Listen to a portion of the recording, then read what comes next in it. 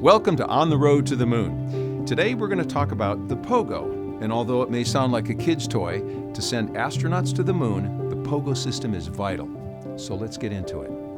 Can you break down the pogo concept for me? Sure. How does it work? The pogo concept, or the pogo system, is to prevent the pogo effect on a rocket.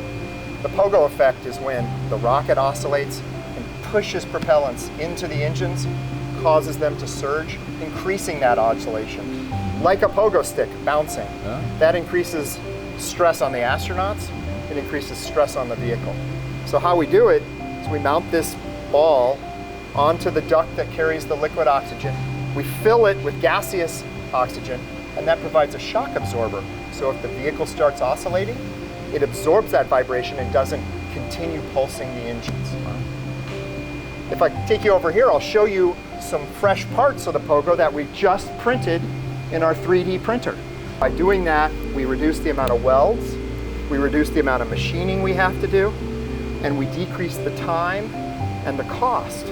But the big thing is also we increase the reliability by removing those welds.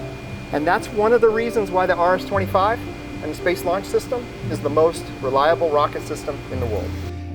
So you see, the pogo is vital to the safety of the Artemis astronauts and our return to the moon. So keep your rockets fueled, your dreams soaring, and we'll see you next time on the road to the moon.